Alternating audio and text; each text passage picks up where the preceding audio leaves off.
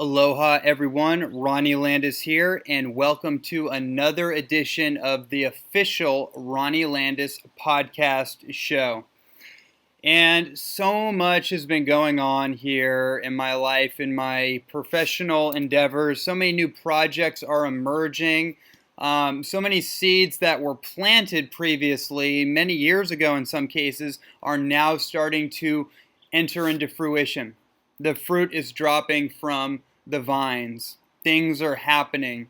And it's amazing to see new projects, new ideas, new seeds of hope being birthed into the world. It's really, truly amazing. And that is very much in line with our interview today. And I am bringing on a very special guest. She's someone very near and dear to my heart. She's a very close friend of mine. In fact, we've joked over the years that we're cacao brother and sister because we both are leading educators, not only in the health world or the nutrition world, but we also have a mutual passion for cacao, chocolate, raw chocolate, herbal chocolatiering, if you will, and chocolate education. Superfood chocolate nutrition, however you want to scope it, however you want to phrase it. We're both very passionate about that, so that's kind of our running joke. But really, she is just a wealth of knowledge over her last decade of being in the health and nutrition field, the raw food field, the superfood field, tonic herbalism, spring water, hunting, and so much more. And so this woman, Bethanne Wanamaker, I brought her on because she has been going through a radical transformation over the last almost 9 months. She is pregnant, and she's on her third trimester, and she's getting very close to the due date, and she's just had an amazing pregnancy experience. And we got to talk about this in private a few weeks ago at a lecture I did in the Bay Area. And it was just something that was really inspiring. I was thinking, you know what, I got to get you on to share your story, share your knowledge, your expertise with everybody else out there. And what an incredible interview this was. What an incredible conversation we had. Nothing short of monumentous, miraculous, magnificent, every other term you can use to accentuate how incredible this conversation really was. I know it's going to inspire you, whether you want to be pregnant or not, or are pregnant, or have a child or don't. It's metaphorical insights that are woven throughout this conversation that are applicable to anybody's lifestyle, man or woman, no matter what stage, age, or phase you are in your life.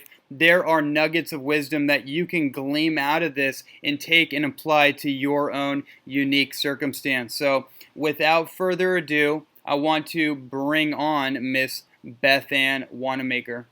Enjoy.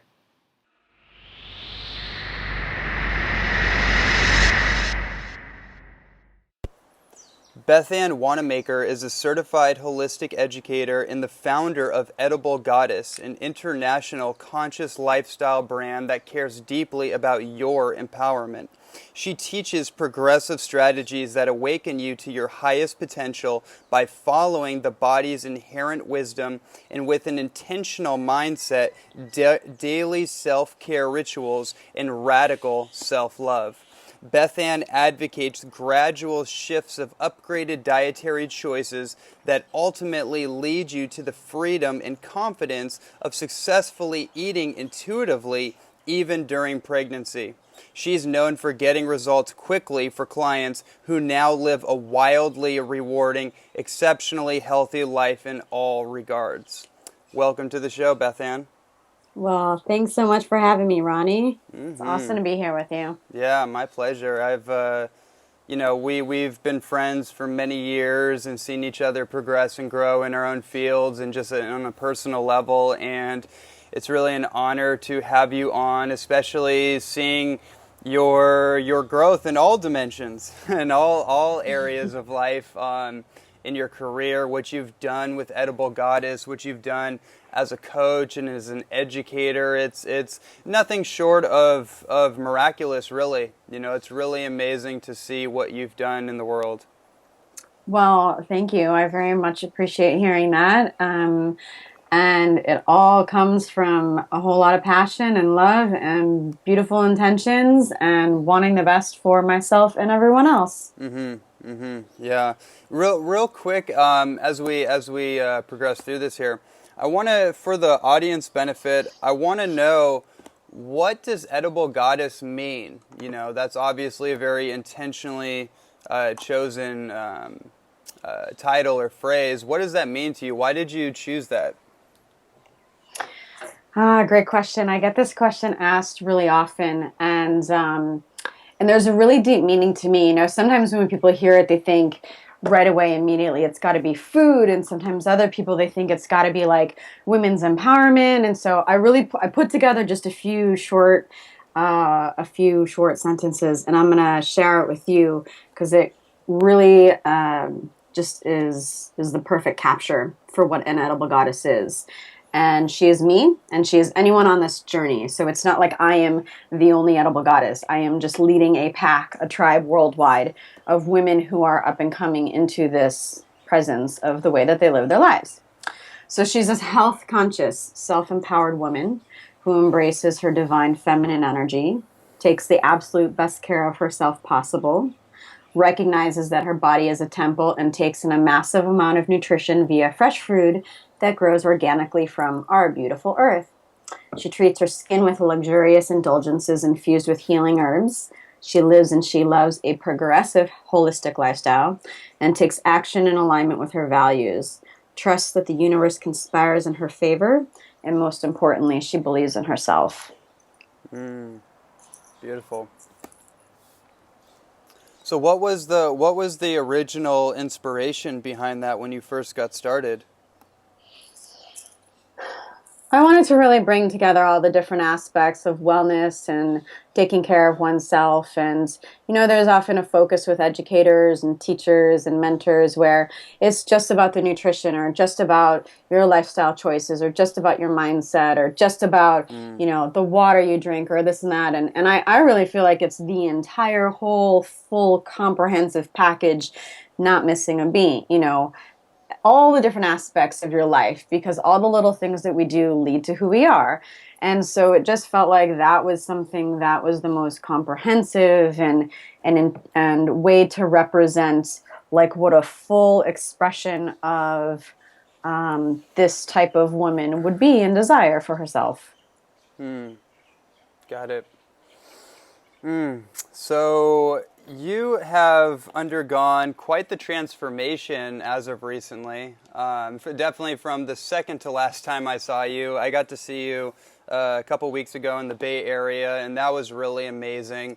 But the time before that, you know, you were looking a lot different, right? So you've been going through this amazing pregnancy experience, and that's really one of the main things I wanted to get you onto the show to share with me and also to share with everyone listening, because I really feel from your perspective, your experience specifically, it's different. It's potentially different than what a lot of women may experience in their pregnancy, and I thought it would be really amazing to get some real cool nuggets from what your experience has been, what a lot of your research has been as someone who is going through this, you know, this experience. So I have a few questions that I just want to dive into with you on this. I'm really curious, has this pregnancy experience slowed down your fast-paced lifestyle in any way?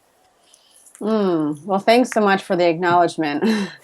Just on this journey. It's really beautiful. It's an incredible transformation, and most certainly accurately described as a rite of passage for so many reasons. And yes, to answer your question, you know, I'm a very active person. I'm kind of like the Energizer Bunny. I don't get tired. I'm not that type of person. You know, there's no mid-afternoon crash. And, you know, I'm exercising regularly and just kind of go as an entrepreneur, like leading multiple projects and doing different things in the world. Well, pregnancy, there's a theme, and you can either surrender to it or resist it. And I found for me it was one of my best lessons, and it was very actually exciting to see me kind of soften into that. And that was to really, yes, slow down. And sure, it sounds generally like, oh, of course you need to, right? But like on a physical level, sure, there's things like you get more tired and all of a sudden, things are just more taxing and you may feel feelings of exhaustion either periodically or unfortunately for some people, a lot of the time. But I think the reason we need to slow down is because you really need to take in the experience because it's extremely profound. It can be an amazing emotional and spiritual journey for yourself and for those around you if you have loved ones close to you like kind of supporting you, but really, really for yourself. And you need to be in a slower pace of not go, go, go, and not always on the run to do something and feeling like you have to get things done and this and that. So it really puts the brakes on things in a beautiful way that most women don't allow themselves to ever do for themselves until they're here, and entrepreneurs as well. So having both of those things really in my favor, but in this time, it's like, okay, this is the time to let that go to a degree and just loosen up because there's really not many chances in your life you're going to get to. And if you resisted, then you may regret that you didn't just let yourself be in the presence of what is unfolding for you, and you may miss it. And we don't want that because it's amazing. Yeah, there's a lot of really, really beautiful insights that come up for me in that. One of them for me personally is that clearly I'm not going to be pregnant, right? I'm not going to, as a man, I am omitted from that specific experience, but what I am experiencing, moving to Hawaii again and coming into a new place in my life and my career, I feel as though life is encouraging me to slow down because I'm birthing a new me. And that child inside of me that's always been inside of me is emerging through and, just nudging me to slow down and enjoy the process of life because, as you said, you don't get to go back, right? You have one experience. Obviously, in your case, in a woman's case, you could go have another baby, sure, right? But that's not really the point. You want to, I take it metaphorically, we could really benefit from slowing down to enjoy the process of our birthing, whether that be physically in this case, or that just be metaphorically in anything that we want to birth into the world. And as an entrepreneur that has done a lot, you probably know that feeling very well of one thing that I heard from you in this was that there can be a tendency for people to want to bypass or quantum leap or fast track a certain birthing process, right? Whether that be pregnancy or just getting a project done or getting through a workout, right? Because the workout's really tough and we just want to get it over with and get the benefits of the completion of it. But I think there's just something really powerful when we learn to actually immerse ourselves in the process and see it through. Absolutely. And with regard to that is, a woman or, anyone on the planet, okay? Any man or woman, any entrepreneur, anyone living a passion-driven life, there can be a tendency, or just in modern day society, realistically, there's a tendency to burn the candle at both ends of the stick, right? That's a common phrase saying you're doing too much. Sometimes people catch a cold, and that's really, in my eyes, that's a sign that your body is just saying to you, like, even if you eat exceptionally and amazingly, like your immune system can still crash. And really it's just a sign like, slow it down, like take care of yourself, kick your feet up, like stop doing so much, like take more things off your plate, outsource, have some help, get support where you need, and the pregnancy is really a time where you just cannot be burning the candle in that way, or it's just impossible. I say impossible, but I'm sure people do it, of course. And it will lead to exhaustion and ultimate feelings of depletion, like even in your bones. Like you'll feel the energy being sucked out of you. And being aware to that is really important so that you can just avoid that and kind of take things like slowly but surely, and it's a total surrendering process for sure. Yeah, yeah. Yeah, so there's a lot of there's a lot of good stuff there. There's so much that I want to talk with you in this hour, Bethanne, but I'm so aware of the time sensitivity. So there's one thing that I want to just kind of go right into, and we'll see where it takes us. But I just started thinking about this dynamic that's showing up in my career and personal life via two colleagues of mine. You may know them. In fact, I know you know at least one of them. Dr. Roy Dittman and my other very close friend and colleague, Kevin Hill. And both of them are experts in the field of child development, of pregnancy, nutrition, health, and that's actually what they've dedicated their professional life to. And it's interesting for me, as I segue into my next kind of theme for us, is that Kevin is completely on the side of veganism, very balanced, very, very incredible human being in perspective, but he is really focused on plant-based pregnancy. And then Dr. Roy Dittman, I've had many conversations with him, and he's even been on the show, and he has a much different perspective on that, right? So I'm curious, how have your personal nutrition strategies shifted during your pregnancy? Because I know where you've been in terms of raw food and vegan or vegetarianism, plant-based and all that. So, how has that shifted? Has it shifted? What does that look like for you? Great question. Okay, so I am familiar with both of them, and so thanks for mentioning them and acknowledging their work. And I can see both sides. I really can. So I come from a background just like everyone else. The nutritional holocaust that we were raised in, in September 2001 is when I was introduced to organic raw food and fresh food that just grows straight out of the earth. A couple of years later is when I really fully implemented that lifestyle, and was heavy on the game of superfoods and tonic herbs, since that early time.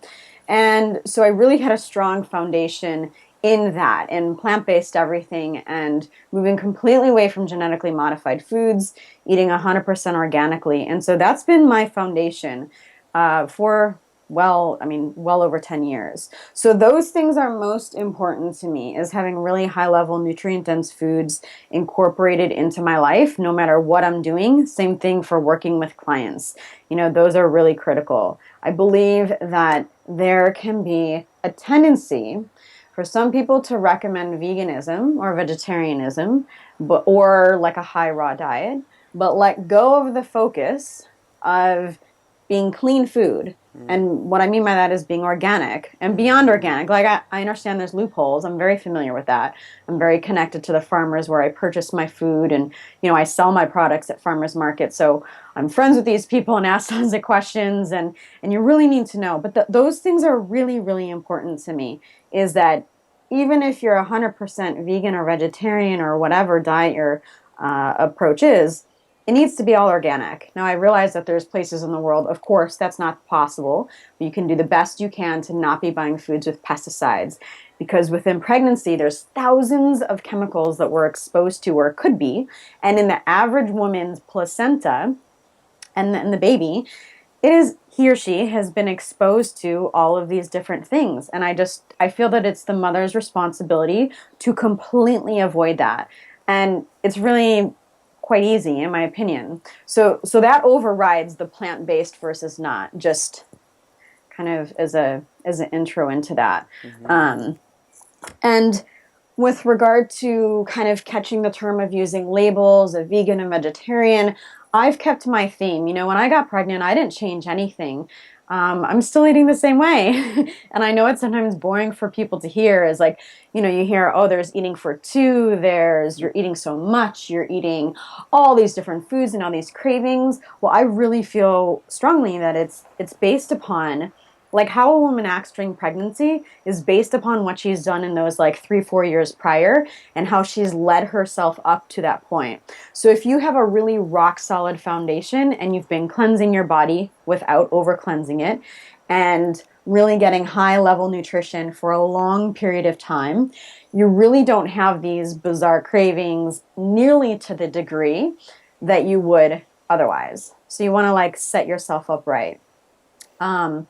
With regard to veganism specifically, I'm one to really not be attached to using terms to identify myself, because here's the thing. What happens when a woman gets pregnant? Well, hopefully what happens is that she gets online and she does some research and she learns about nutrition and holistic living and hopefully immersing herself even more.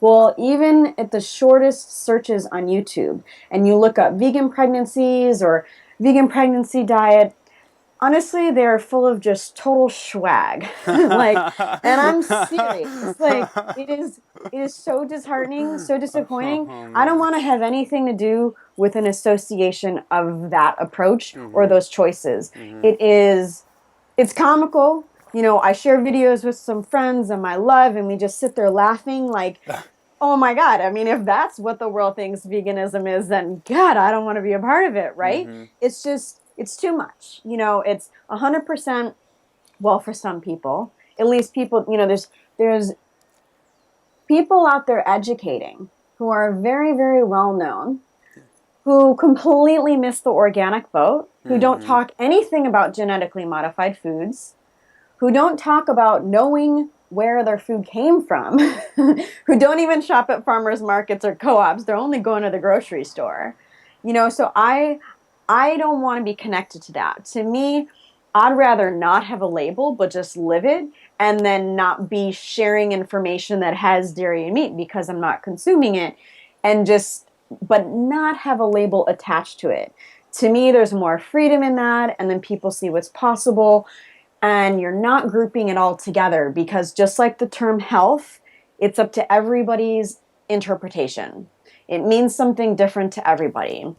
Some people have higher standards than others, and some people, you know, the term, you know, there's things like I have a few friends who have put themselves out there as vegan educators and this, but like really they're not, and they're doing some things like behind the scenes in their own lives to experiment, and I feel that it's miscommunicating a message that you can do something and it may not be working for you. So I really believe just in transparency and telling people like we need to allow ourselves to be human and to experiment and to see if certain things are right for us or not. Like everyone needs that space to grow or to take a couple steps back and to learn from. And so by, you know, am I plant-based? Yes, I can certainly confidently use that term. I'm just more reluctant to hang on to terms that group me into a category with other people that are completely on an opposite spectrum of me. Yeah, we've definitely had this conversation for literally years in a row. And because we've both been so exposed to all the stuff that goes on, and you know, knowing so many of the leading educators in the different fields of diet ideology, it's interesting when you do see what goes on behind the doors, and it ultimately removes judgment if you're centered in your Sacred Heart, and you just look at the human component, that we're all actually just humans, or spirit, if you will, having a human experience. Therefore, that gives way to experimentation. So I really love everything that you had to say about this. And one thing I want to mention is that for me personally, when it comes to like the defining one's identity based on what they do and don't do, I've kind of looked at this term plant-based and realized like, hey, wait a minute.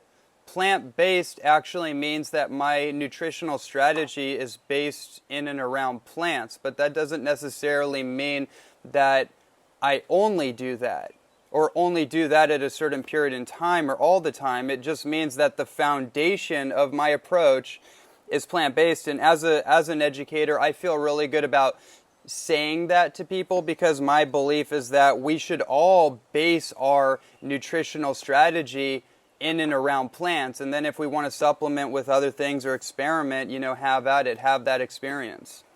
Sure, and that's totally fine, and it's up to an individual where they're at in their life, in their path of discovery for themselves of what works. It's like, am I doing the exact same thing I was 10 years ago? No, because I was earlier in my journey and I was just doing different things, making different choices.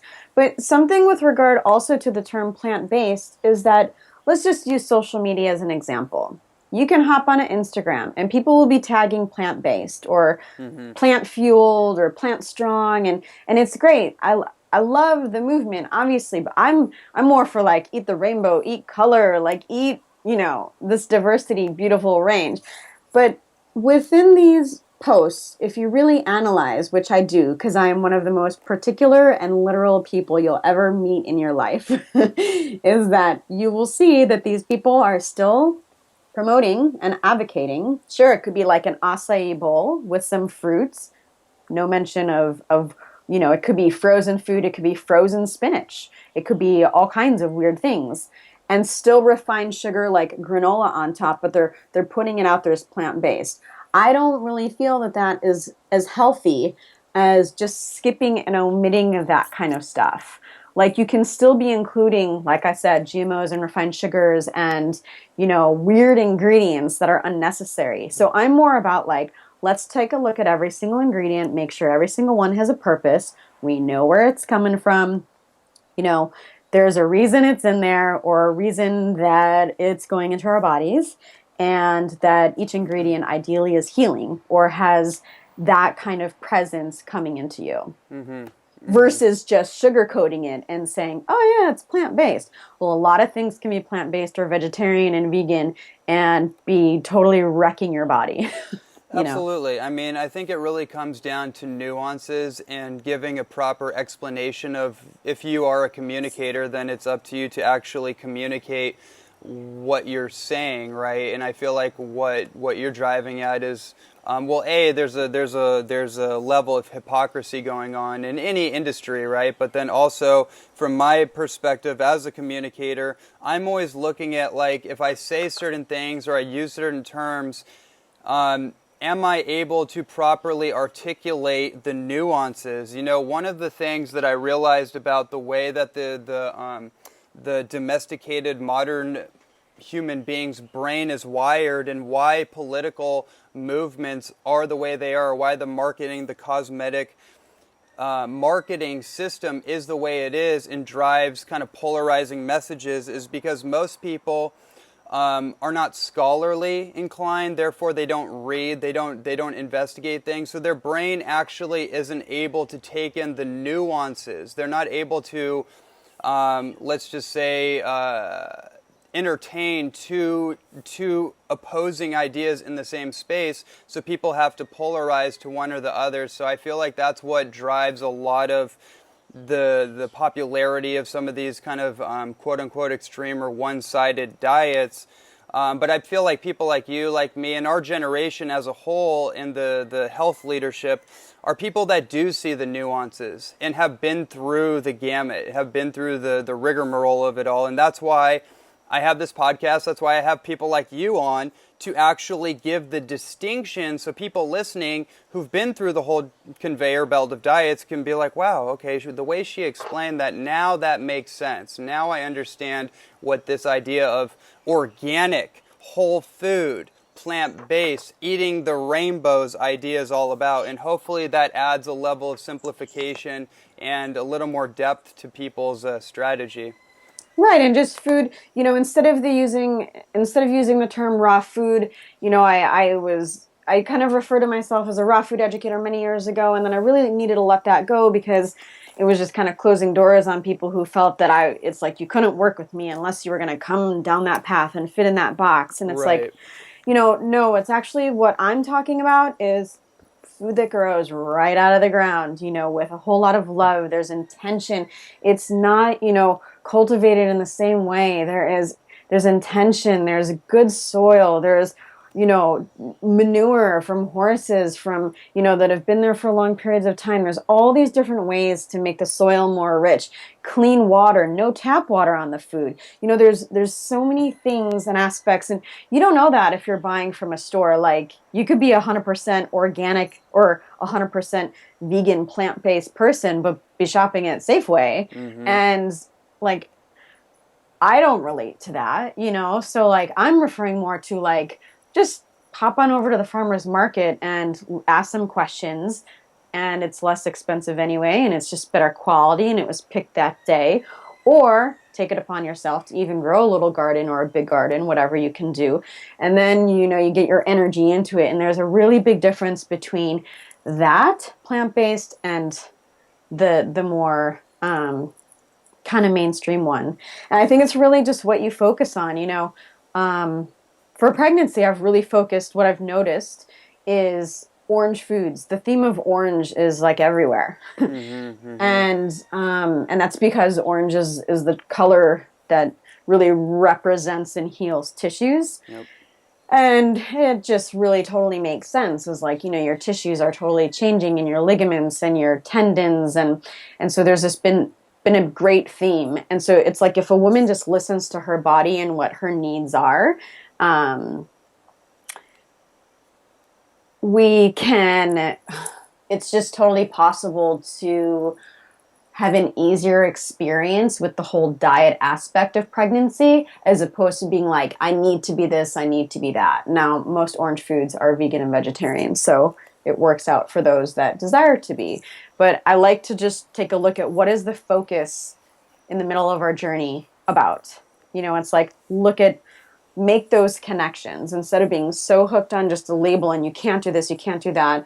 Let's look at what is calling to us, because this is the most intuitive time a woman will ever have, and to really take advantage of it. I mean, that your intuition is so extremely strong. Even if you are already the most intuitive person ever, it just skyrockets, you know. And it's like, if your body is cleansed enough to the point your mind is more pure with not toxic thoughts and negative thinking, you just know how to eat. And sure, there may be things that come up, but you can make a better connection about why those things are arising. And so that was just something I want to mention as well, is like, it's really important what we focus on, and as opposed to attach ourselves to. Absolutely. We're totally on the same page. And that brings me to the next directive here. So my experience working with Dr. Roy Dittman personally, just as a colleague and as a mentor, I spent a lot of time with him, and he really brought to light for me the importance of pre-pregnancy, preconception cleansing for all the different phases, the trimesters, and the development of that baby.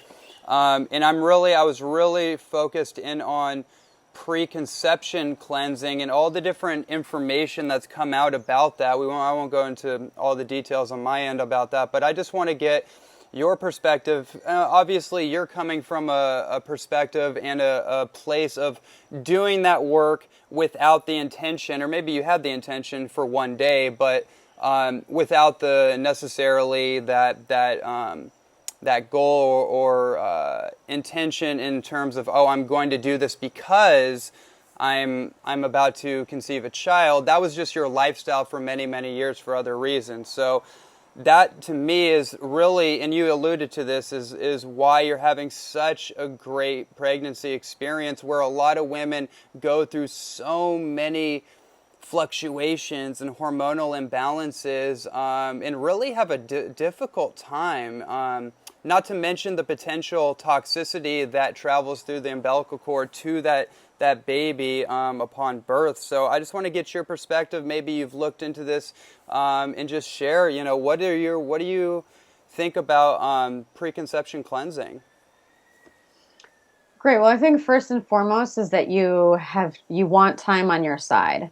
So the more time you have to prepare, whether intentionally or not, that's why it's never too early to hop on the health game. Like a really progressive, very cutting edge, dialed in program. Now that, of course, can mean something different to everyone, but I mean super holistic, very earthy, very connected to nature, very pure, not with being like to the extreme, but the kind of the values that I am talking about here, like having things representative of that. Mm-hmm. So what's interesting is that yes, there's many. Now I want to actually make a quick point here is that I know some people who are pregnant or have been pregnant who follow very clean diets. I mean, super duper clean, like green this, you name it.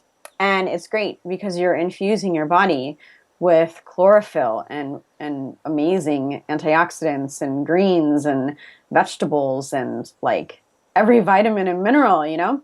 However, just because you're doing that does not mean that that is strengthening your hormones. And it doesn't mean that it's balancing your hormones. Because in my working with people and in my experience of seeing this, these people are still going through these hormonal rages and issues that they keep referring to, and they're common and they're happening every few days. And I'm standing here thinking, wow, you could totally be skipping that whole aspect of pregnancy. Like, it doesn't need to be this crazy, moody experience.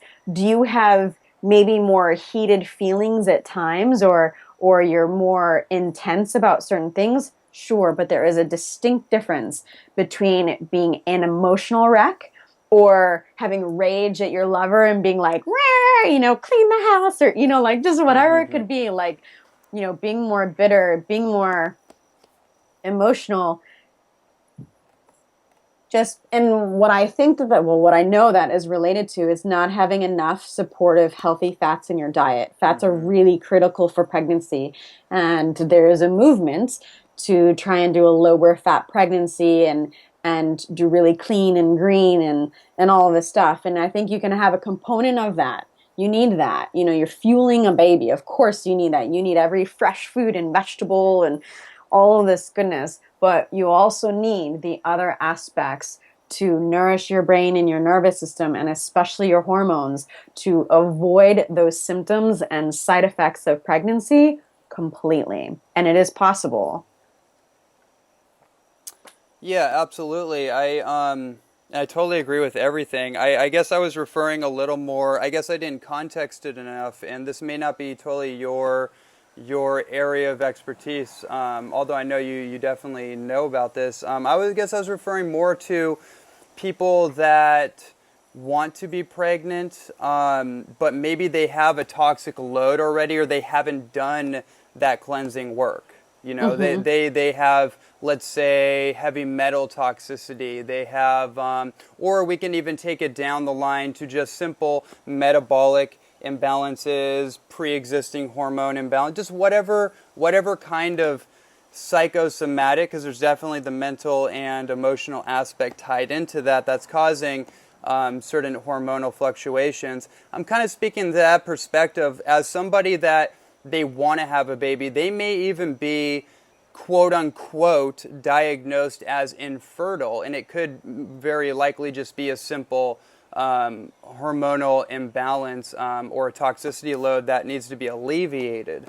What are, do you have any thoughts on possibly any strategies or anything that you've come across that you might recommend somebody in that situation look into? Absolutely. I mean, there's so many things. I mean, you could take a look at someone.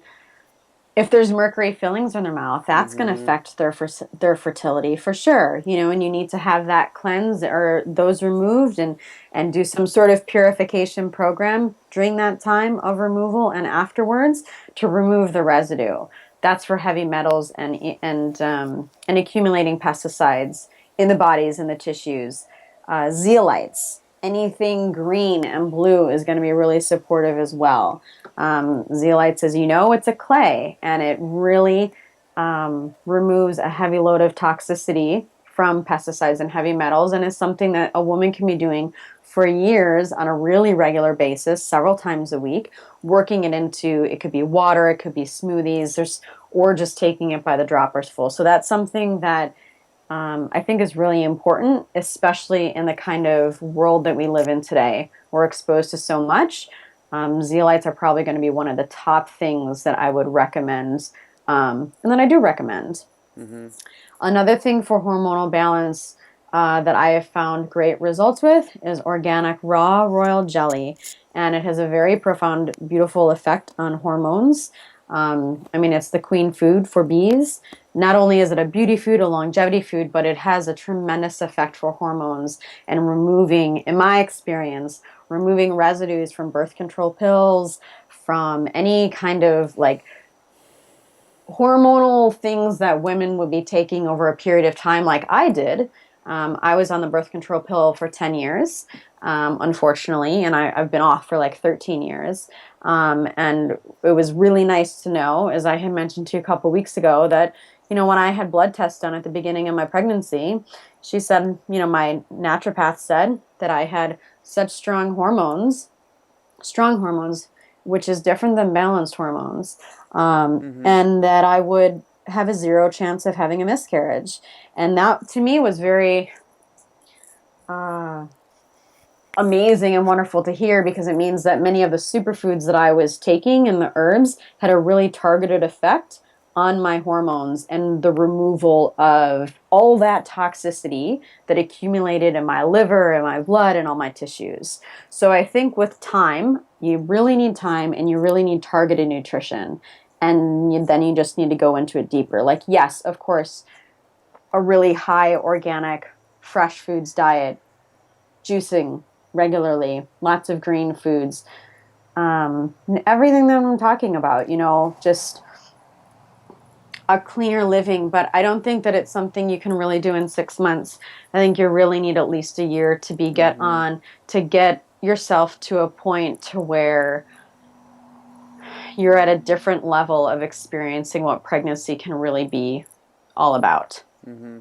Mm-hmm. Yeah, that kind of lines up with Roy Dittman's perspective in terms of that window of time. Obviously, it's preferable, like you said, to have more time on your side and to be more prophylactic about it. But he said, you know, like 6 to 12 months, but 12 months being like really kind of being that Goldilocks position if you are going to be between those two options. I mean, you got to look at it. It's like if someone has been eating whatever way that they've been eating, it could be standard American or just, you know, not organically or whatever it may be, like more poor quality foods for 20 to 30 years. And then you take 6 months and you eat really clean. Well, you can do a lot in 6 months. You can do a lot more in multiple years if you have that time. And also to not put pressure on yourself for the time that you have. Like, you just start now and Mm-hmm. don't wait and take it step by step. And Mm-hmm. before you know it, the months will add up. And there's a positive momentum that builds when you make healthy choices. It's not like you can do everything you want to do in those 6 months. So that's where you're really just starting with, it could be for someone doing more fresh foods for several months, then adding in this and that. Like, you just need time to be able to play and experiment and get really pinpointed to exactly what your body needs, because it really is different for everyone. Absolutely. One of the things that I find myself talking to people about, because I do notice there's this instant gratification bug within all of us to some extent, but even when people come to me, whether it be a lecture or maybe it's a client or someone's just reaching out to me, they have a Lyme disease, they have like fibromyalgia, or a lot of people with cancer have been coming to me as of recently, and I noticed the people, and it's kind of going a slightly different direction, but still similar, is that the people that overcome those things the quickest and with the most ease, grace, and flow are the ones that have already adopted an attitude of patience and understanding that this is a process and this is not a doomsday report. It's just the current state of affairs, and the body has to acclimate progressively, step by step, into a place of normality or homeostasis to when it hits that tipping point, you know, like the book, The Tipping Point. I don't know if you read Mm-hmm. that. But the whole Yeah, idea of sure. that was that you build up slow momentum through consistency, and then eventually you hit the ceiling and everything spills over. That's where the momentous effect comes. And that's a very powerful idea just in every area of our life. But that's what I'm getting from what you were sharing, is that You know, you just do things consistently, one thing at a time, add in this, add in that, and then eventually your body will be acclimated. It will be, the terrain will have been created where it can now soak up everything, and then boom, it just essentially transforms itself right in front of you.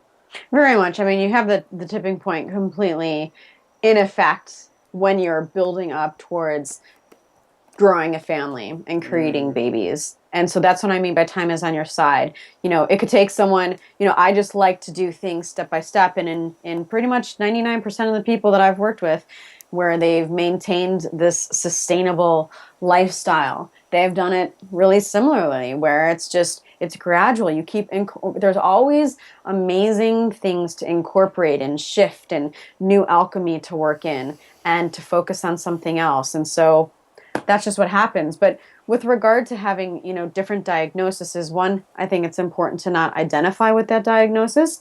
That shouldn't become like who you are, and shouldn't be, because the second that you have that, you're identifying with it, and it becomes, it just makes you think, like you said, it's a doomsday report, and then there can be negative thinking and giving up and hopelessness and all this confusion. And so your mindset really matters. And with that said, is that there's always an emotional cause for every physical manifestation, every single one, Yes. whether it's in pregnancy or not. And so, especially in pregnancy, I mean, there's, you know, miscarriage is directly, there's a direct correlation with your thoughts and experience spiritually and why that may happen. And the same thing with why someone would have morning sickness. Like, I was really fortunate in that I skipped over those symptoms of the first trimester and didn't even know I was pregnant for the first few months. It was just this easy breezy thing. And I attribute that, I mean, in part to everything that I've said. And, you know, not expecting the worst. You know, like if you expect, oh my God, this is just going to be this sick journey, it's going to be miserable, because the reality is that when you step out of the little bubble that you and I are in, of working with the people that we're blessed to work with and influencing you know, this group of, this community, most of the people that you will meet are completely not tapped into this awareness and think that that's kind of crazy thinking and really extreme.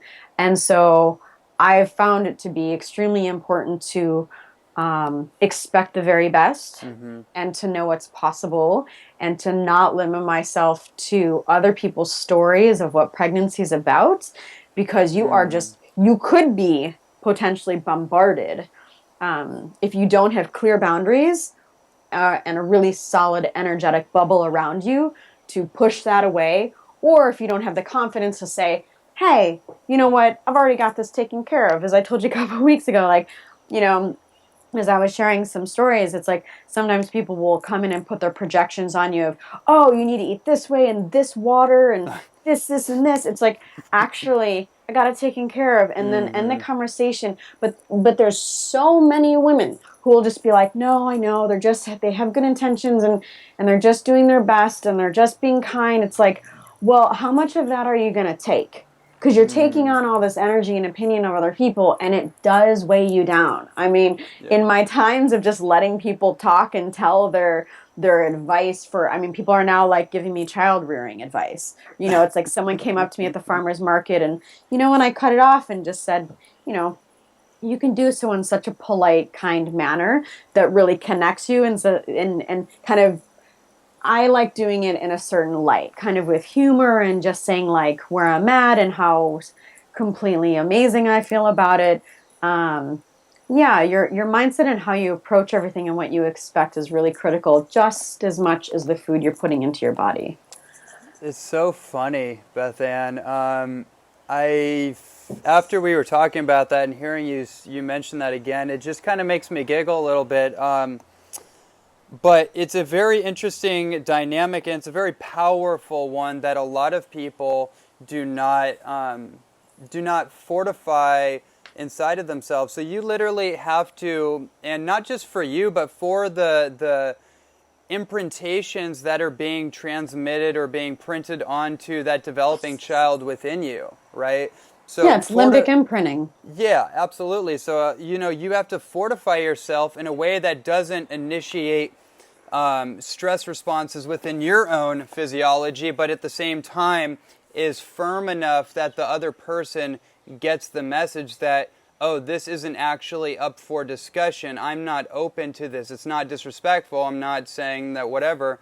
I'm not trying to be disrespectful to you, but I'm being very clear to you that this is not something that I want to discuss. Yes, and this is a really big issue. I mean, I've really seen this just countless times, and with friends who have family who impose kind of their beliefs or their ways of thinking of how it's supposed to be, or oh, you need to do this or that, or there's all of this like drama and baggage that can come from other people that's just like, oh, offload, here you go, because you haven't maybe been in the position of being pregnant before, you're just standing there with like, holding all this energy and conversation like, oh my gosh, this is crazy. And so I've seen it, and I've also seen those same friends have higher blood pressure on pregnancy and also give birth a month early. Now, those are really direct correlations that I think there's not so much spotlight on. And I'll just compare it to me. Currently, my blood pressure hasn't even raised at all in pregnancy. In fact, I've low blood pressure, like just in general from being so active and being I'm a really calm, and I attribute it to tonic herbalism being a part of my life for over 10 years, is like I have a sense of zen about me when chaos and craziness is happening, that I can keep really cool and handle extreme pressure and stress exceptionally well. And that's the same thing for when you're in a conversation that could really kind of get you riled up and just be like, and you're frustrated and irritated, like, God, will they just shut up? But if you let yourself get worked up, your blood pressure does get affected. And I've tested this with my midwife because I get my blood pressure tested every like 2 to 4 weeks, like throughout pregnancy. And the 1 week that I was more stressed about something, and I had something really on my mind, and it was just within regard to business, because there was this great project I was working on, but it was definitely causing some stress as well. And my blood pressure was higher. I was like, man, your body just totally communicates so easily. Like, is anyone listening here? It's like, I knew exactly what was going on. And then the next week, down. Completely back to my normal lower end of, just super healthy. And it was like, women just expect their blood pressure to raise in pregnancy. Well, I'm not sure that's, sure, it could to a small degree. Of course, that's normal, because like your blood increases by volume like 50 to 60%. Of course, there's going to be some shifts in the numbers, right? But to such an extreme degree as can be somewhat common, and then kind of make you feel like on edge and nervous and a little bit of tension, and like you're not, like you don't have a soothing energy about you, that's when it gets to be more of a problem, both for your mind and your body. Right. Oh, beautiful. As we're rounding out this incredible conversation, what if you were talking specifically to someone in your position or someone that is looking to be in that position, what are some things that you would share with them? It doesn't matter what it is, whether it's, we've covered so much in the nutritional aspect. I feel like this one conversation about how you speak to that child, I know that the man's role a lot of times is to actually, like a lot of men will find themselves reading stories to, the unborn child. They'll be speaking to it, rubbing cacao butter on the mother-to-be's stomach, stuff like that. Like, how important do you think all that is? Great, because that's exactly what I would love to go into next. Okay, so another overlooked aspect of pregnancy, which is like just as important as the food that you're putting in your body, believe it or not, it really truly is what kind of partner you have. And you just really need to be co-creating this journey, this totally transformative journey, with someone who is on your side and deeply supportive, because there's a lot that can come up for a woman emotionally with her body changing, with body image, with just the different shifts, and it can be confusing, and you're like, what's happening to myself? You need to be with someone who just sees you in your highest, doesn't poke fun or make like, snide comments or snappy remarks or jokes. Like, it's not supportive. And I've seen this with a few friends, like, their partners will say things and then they end up not having sex for weeks because there's all this resentment and just uncomfortable feelings. And then the woman feels like crap, and she's supposed to be like loved and adored and admired by this man that she's with, but instead he's kind of, making jokes. Like, if it's a humorous, fun conversation, of course, like, we laugh more in my house than ever. I mean, there's tons of laughter and joking and having a great time and poking fun at stuff mutually. But a woman needs to be able to speak up and be like, I'm going through this, and it's intense or challenging.